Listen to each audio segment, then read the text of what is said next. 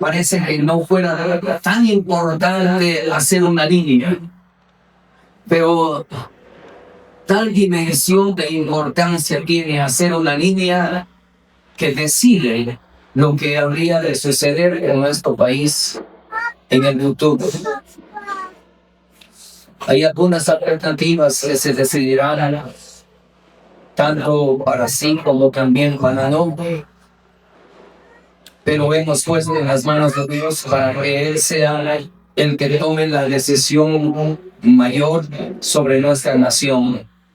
Como seres humanos tenemos nuestra sabiduría limitada, mas Dios tiene todo el conocimiento de todas las cosas. Y cómo no acudir a Él y cómo no considerar que en Él están todas las cosas completas. Y por eso podemos acudir a Él en confianza para decirle: Dios, te necesitamos para nuestras vidas, te necesitamos también para nuestra nación. Podemos entender en esta mañana que cada persona puede tomar una decisión, pero al mismo tiempo la acumulación de personas tomando decisiones ayuda a que se vea algo más grande todavía para nuestro país.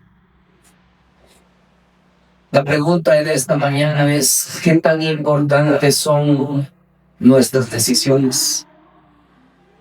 Tan importante quizás es nuestra decisión que posiblemente no solamente marque el camino, sino también marque el destino.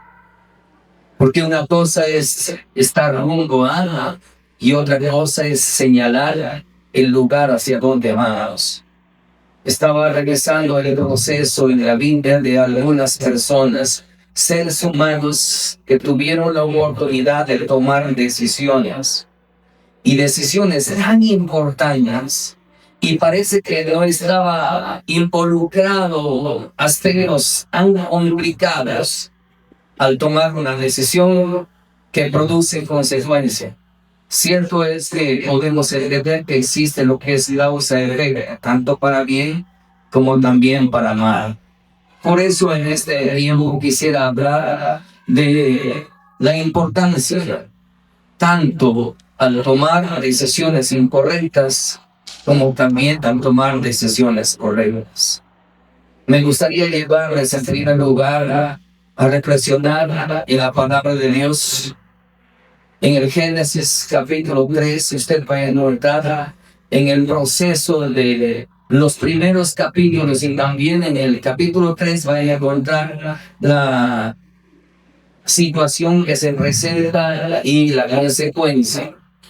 En el capítulo 2, en el verso 16 y verso 17, Dios habla a Adán y Eva y les dice que de todo árbol que encuentran en el huerto del Edén pueden servirse, pueden alimentarse y pueden extender su mano y servirse de ellos.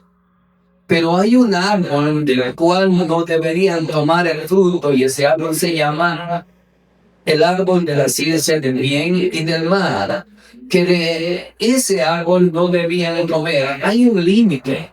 En primer lugar, hay una definición de bendición. Es decir, de todo lo que había podían servirse, pero había un límite. Un solo árbol del fruto del cual no se debía comer. Pero el día que de él comieran, ciertamente habría una consecuencia: morir. Ciertamente morirás. Y cuando usted revisa tanto el capítulo 2 como también el capítulo 3, va a encontrar que sucede aquello. Dios le da la oportunidad al ser humano de tomar una decisión. Y parece que comer de un fruto no trajera tanta consecuencia. Pero sin embargo, cuando usted revisa el pasaje bíblico en Romanos capítulo 5,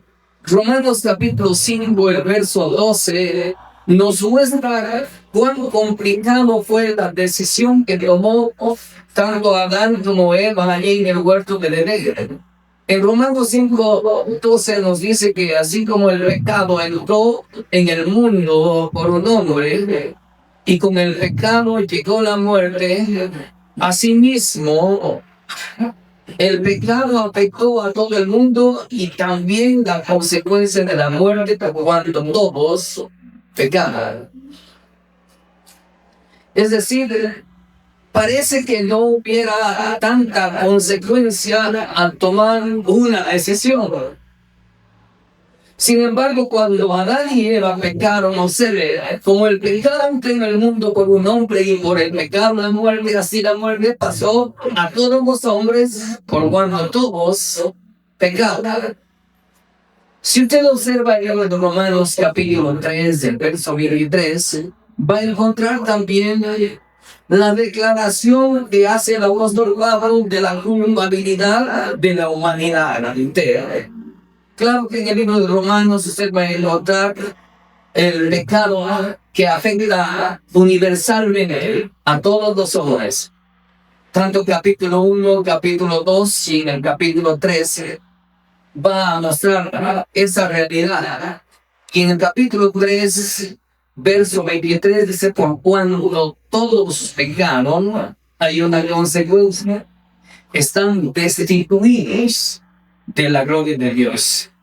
Adán y Eva hicieron lo posible que el pecado entrara allí en el huerto del Edén a sus vidas. Aunque tenían de todo, Dios les había provisto de todo, sin embargo, tener de todo no es la confianza y la seguridad de que yo teman a Dios. Tener de todo allí en el huerto del Edén no significa que estaban completamente bendecidos por Dios, porque el problema no estaba en lo que Dios había provisto, sino en lo que el hombre tenía en el corazón. No importa cuánto podamos tener, o cuánto podamos aspirar, o cuánto podamos recibir como bendición de Dios, el hecho de ser bendecidos no significa que haya trabajado en el carácter del hombre. El carácter del hombre no funciona o no mejora a través de la recepción de bendiciones de parte de Dios, sino viene a ser el resultado de pasar pruebas. No es fácil, ¿no? Quizás algunos pudieran pensar, y entonces, si la bendición de Dios depositada en el hombre no trabaja en el carácter de que Dios trae bendición, entonces el objetivo de Dios es bueno, pero muchas veces como seres humanos nos equivocamos y nos confiamos al considerar que todo ya está bien, que la batalla está ganada, que soy bendecido delante de Dios, entonces me descuido de guardar mi integridad delante de Dios. Observemos un poco a David, quien está en el palacio, quien está en su casa también, y está en tiempo de batalla, en el tiempo de guerra, quien está observando y está deseando lo malo. Y parece que el pasaje nos está manifestando que David había ganado todas las batallas. Cierto es que tenía un ejército poderoso, temible ante las otras naciones, y el pueblo de Israel estaba gozando de un momento de seguridad, de tranquilidad, de paz, y los pueblos que estaban alrededor respetaban a Israel. Sin embargo, cuando hubo un tiempo de batalla, David estaba confiado. Y en esa confianza humana es cuando David se dio a la tentación. Tenemos la experiencia de la decisión de Adán y Eva en el huerto del Edén. Cuando usted termina de leer el capítulo 3 del Génesis, va a encontrar una de las consecuencias también. Dios echó fuera del huerto del Edén a Adán y Eva. 2, experimentaron la muerte. 3, trajeron la muerte como herencia por la naturaleza de pecado que vino en ellos para la generación que viene después. Tanto así que les mostré en el libro de Romanos, capítulo 5, sobre la consecuencia también para toda la humanidad por heredar la naturaleza de pecado.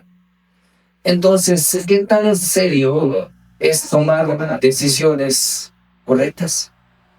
¿O qué tan serio también es equivocarnos en nuestras decisiones? Como les dije anteriormente, podemos a veces señalar el camino o también definir nuestro destino. Sin ir más allá en el Génesis, podemos ir al capítulo 4.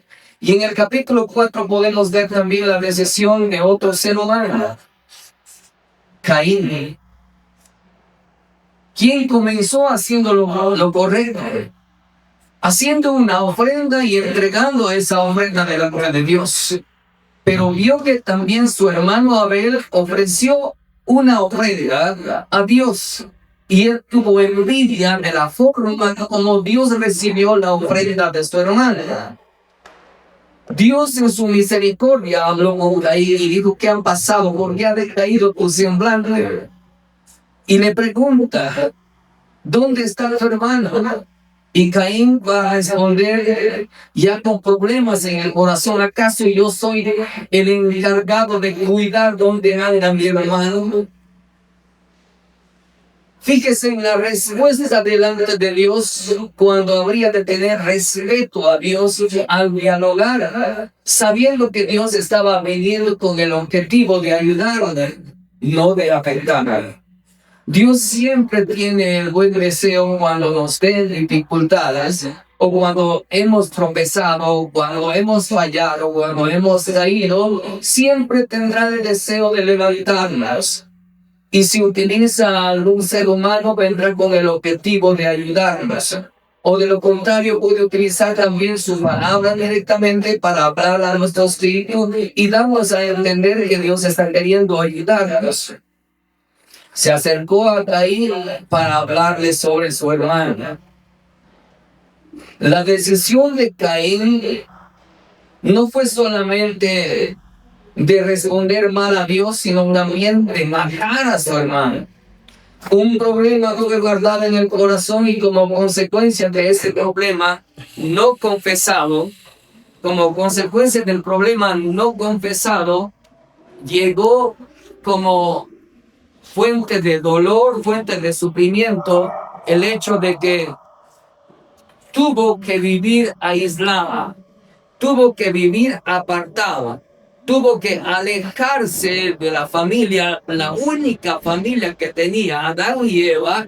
Caín, después de matar a su hermano, o desapareció a su hermano, después de eso tuvo que recibir como consecuencia la expulsión de la familia, la expulsión del lugar donde vivían, y pensar que nunca más tuvo la oportunidad de acercarse a sus padres en libertad.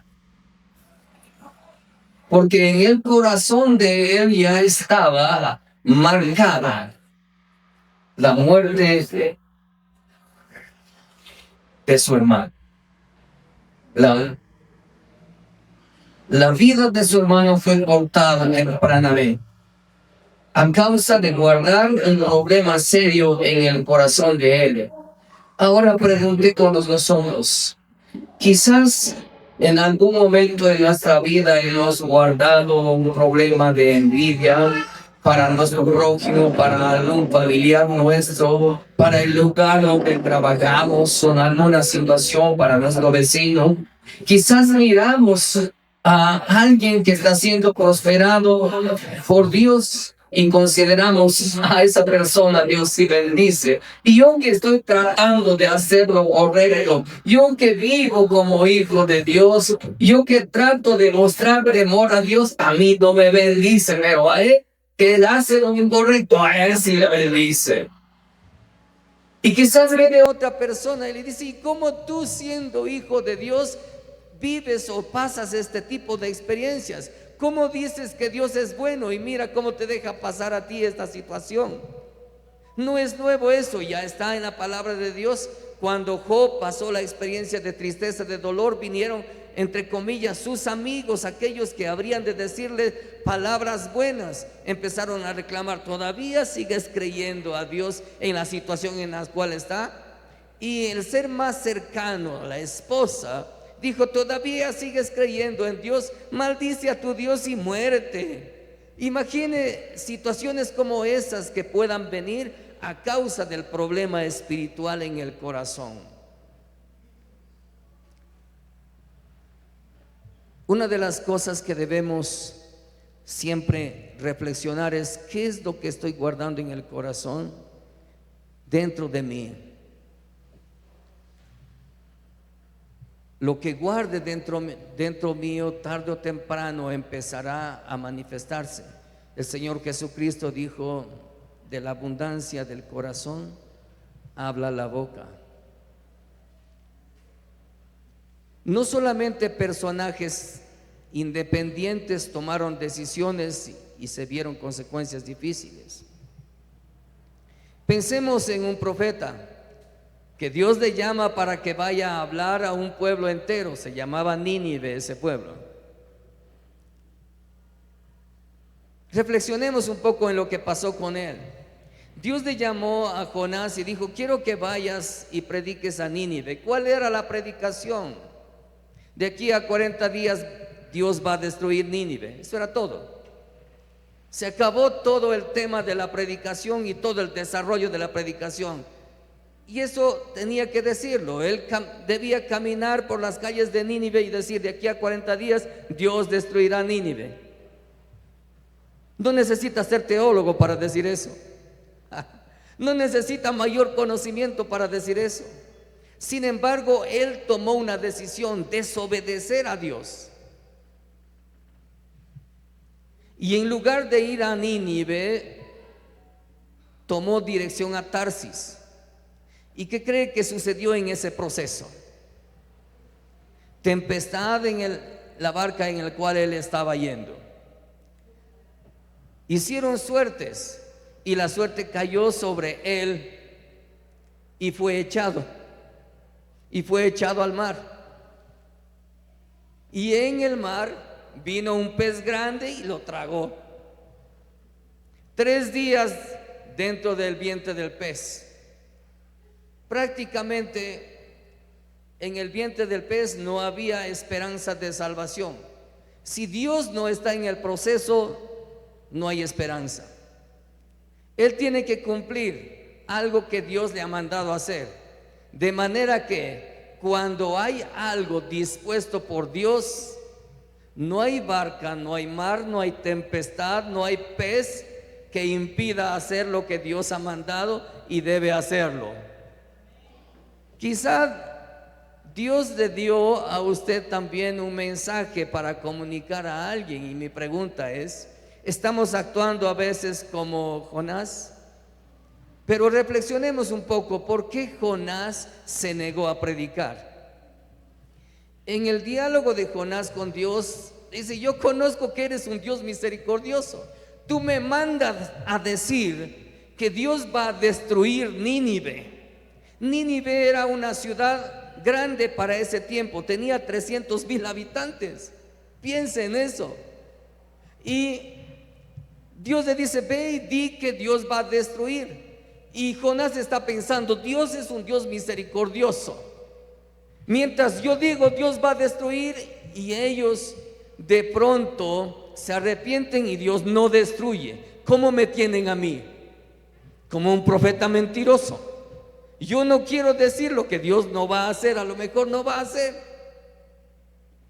Ellos van a creer que yo soy un profeta mentiroso.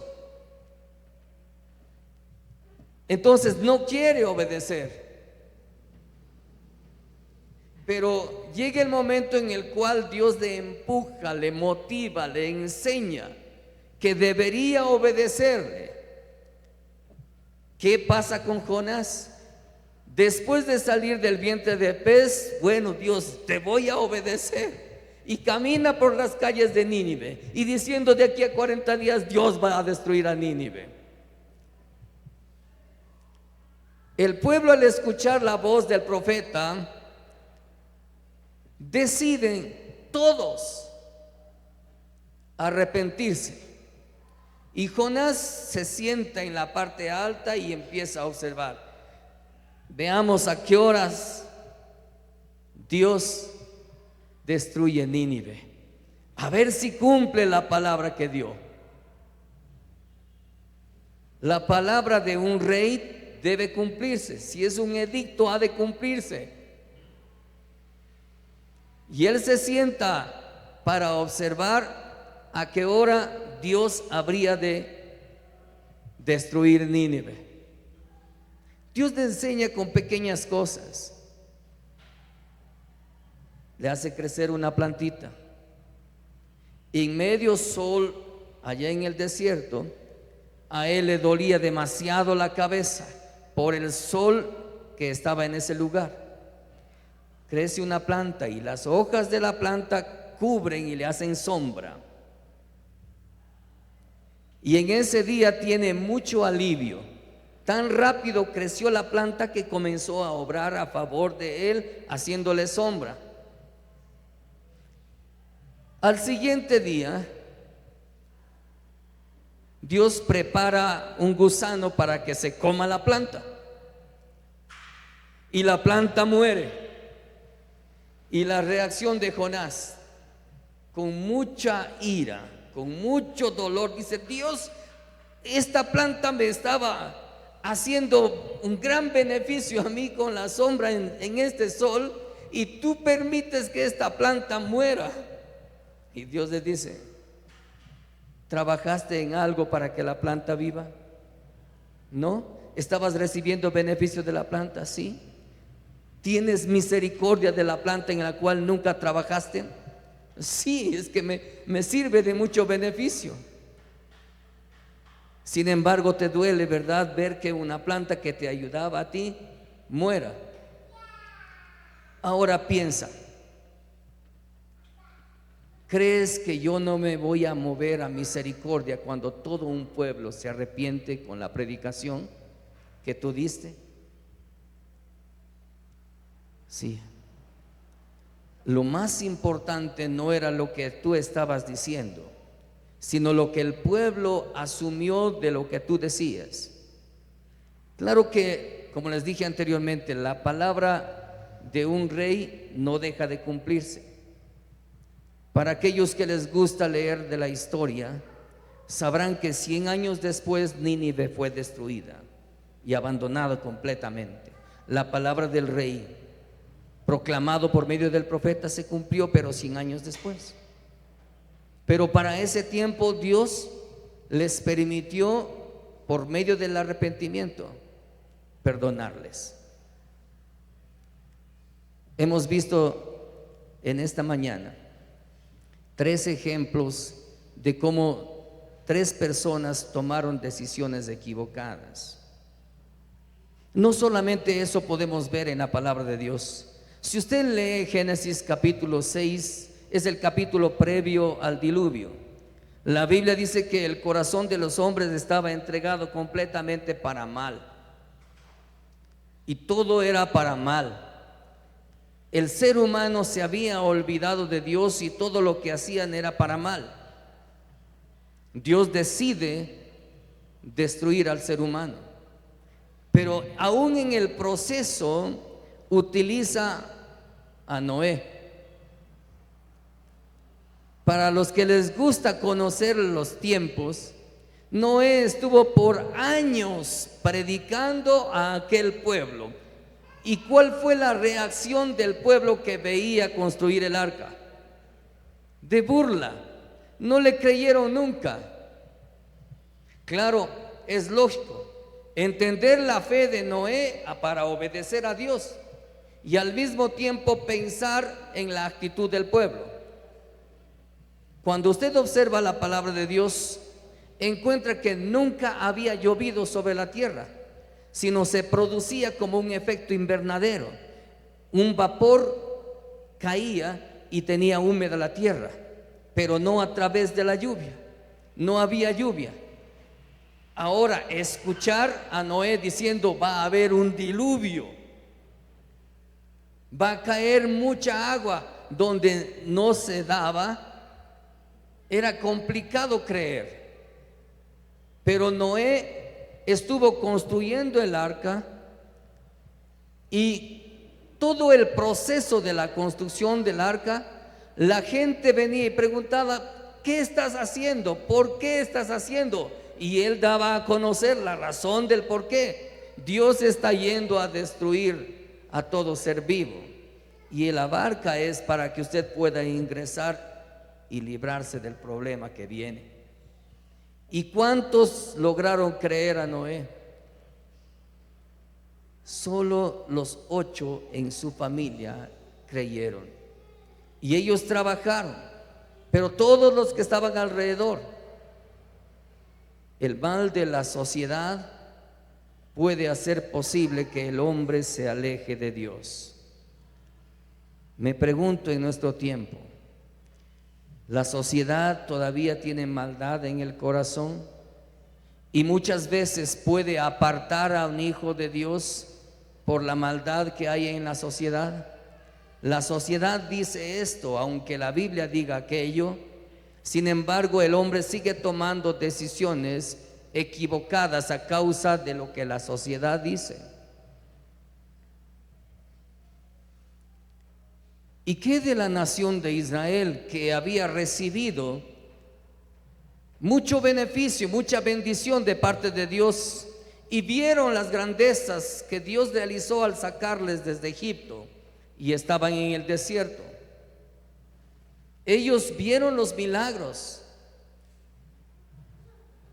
Sin embargo, estando allí en el desierto, usted puede leer libro de Números, capítulos 13, capítulo 14.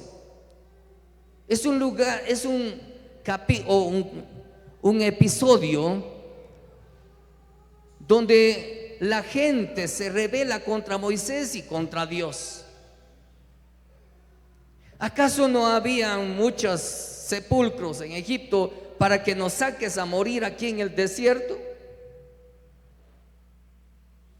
Se quejaron que no había agua, se quejaron que no había comida, se quejaron que no había carne, y de todo eso les proveyó Dios allí en el desierto, sin mover un dedo para tratar de conseguir. Simplemente Dios les proveyó. Necesitaban agua, habla la roca y la roca habría de proveer agua. O llegaron a un lugar que se llama también Mara, allí les dio también agua y limpió esa agua. Necesitaban pan, les hizo llover maná del cielo, y dice: comida de ángeles comieron ustedes, con sabor a hojuelas de maíz. Todo eso estaban recibiendo. Sin embargo, allí en el desierto, Dios les dijo: ahora vayan y entren en la tierra prometida, porque el objetivo de ustedes al sacarles de Egipto era ingresarles a la tierra prometida. Sin embargo, cuando ellos fueron y vieron la tierra prometida, ciertamente es una hermosa tierra, pero allí sus moradores no van a permitir que nosotros ingresemos. Ellos no creyeron en la promesa de Dios, y saben, Dios no les sacó para que murieran en el desierto, pero en el desierto murieron. Quizás como hijos de Dios podemos estar recibiendo muchas bendiciones de parte de Dios, podemos ver los milagros de Dios, pero no queremos creer en lo que Dios está prometiéndonos a nosotros y teniendo esperanza en Él. Quizás nos desanimamos en el proceso, y quisiera decirles: el hecho de que estemos en el camino no significa que Dios nos haya abandonado de nuestro destino. Y a lo mejor, como la nación de Israel, estamos quejándonos en el camino. Claro, no vamos a tener todo el camino, todo el sendero de nuestro destino para bien. No todas las cosas son color de rosa. Habrá momentos de prueba, de tristeza, de dolor, de lamentación, de pérdida. Eso no significa que Dios nos haya abandonado, sino que Dios está trabajando con nosotros y en nosotros. La nación entera de Israel en el desierto dejaron de creer en la promesa de Dios y allí murieron. No era ese el deseo de Dios, pero recibieron consecuencia. Tomar decisiones es demasiado importante. Quisiera dar solamente 2 ejemplos de tomar buenas decisiones. Había un hombre que estaba sentado recibiendo los tributos, recibiendo los impuestos, sentado a la mesa. Era un personaje odiado por la sociedad. Él mismo se consideraba no digno de llegar a Dios porque estaba haciendo algo que a su pueblo no le gustaba, pero sí quedaba bien con el imperio romano. Se llamaba Leví Mateo. Él está sentado, él dialoga con Dios, pero al mismo tiempo se lamenta delante de Dios. Él está diciendo: sé propicio a mi pecador. ¿Se acuerdan en aquel episodio donde Jesús habla de 2 personas que van a orar? Uno de ellos es un fariseo y ora consigo mismo. ¿Qué significa eso de orar consigo mismo? Señor, yo hago esto, yo soy así, yo soy asado. Yo soy mejor que él, mejor que ella, mejor que los demás. Y puedo decir también: gracias, Señor, porque me has hecho mejor que ellos. Uno de ellos ora así. Cuidemos nuestras oraciones, por favor. Pero otro de ellos era un publicano, sentado en la mesa de los tributos. Él no se consideraba digno. Está sentado, está cumpliendo una responsabilidad. El pueblo le odia por la actividad que realiza. Y él está diciendo allí en lo secreto: Señor, sé propicio a mi pecador. Jesús pasa por ese lugar y mira a Mateo y le dice: sígueme. Y el pasaje dice que el momento que escuchó el llamado del Señor Jesucristo, dejándolo todo, le siguió. Algo demasiado importante, y su persona fue usada por Dios para escribir el primer evangelio que encontramos en el Nuevo Testamento, testificando acerca de Jesucristo como el Señor y el Salvador, testificando de Jesucristo como el Mesías para la nación de Israel, aquel Mesías que no fue recibido por Israel, profetizado. Y en el Evangelio de Mateo usted va a encontrar muchas profecías cumplidas. Aquel que estaba sentado haciendo una labor que a lo mejor era odiado por todo el pueblo y consideraban el menos que podría ser elegido para que sea discípulo de Dios, era aquel que no merece, aquel que está allí en el banco de los tributos pidiendo los impuestos. Pero para sorpresa de muchas personas, Dios no hace acepción de personas. Dios nos ama a todos y nos llama a todos. No importa en qué condición estemos o las actividades que estemos haciendo, Dios está mirando. Y aún sobre eso nos ama. Pedro nunca supo lo que habría de suceder con él, pero Jesús le dijo de antemano: antes que el gallo cante me habrás de negar 3 veces.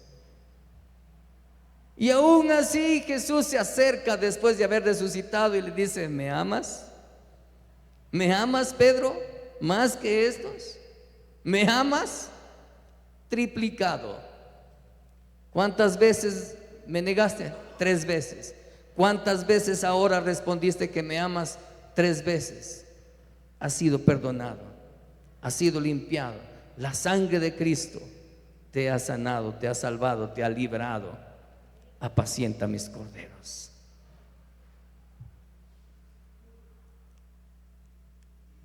Vemos decisiones incorrectas desde el Antiguo Testamento, pero también hay decisiones correctas.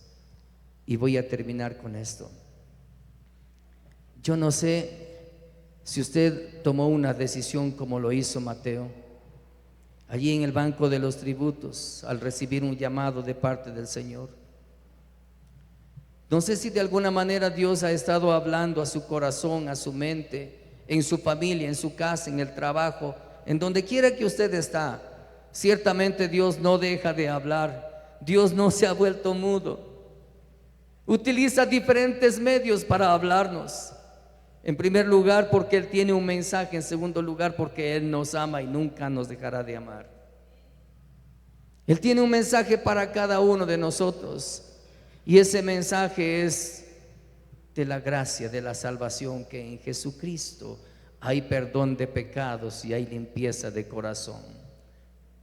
Para todo aquel que quiera acercarse a Él, para todo aquel que se sienta como Mateo sentado allí y diciendo: Dios, para mí no hay esperanza, quiero decir en este día: hay esperanza para ti en Jesucristo.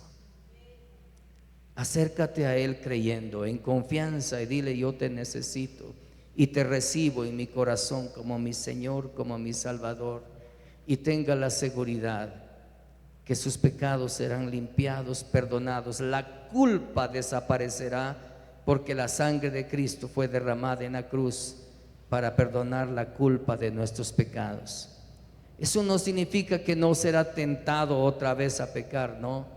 Significa que seremos tentados, pero al mismo tiempo ya no estaremos solos, sino tendremos la fortaleza de Dios para salir adelante como hijos de Él. Si usted me está escuchando y considera que tiene necesidad de Dios en su corazón, yo le motivo a hacer esta oración.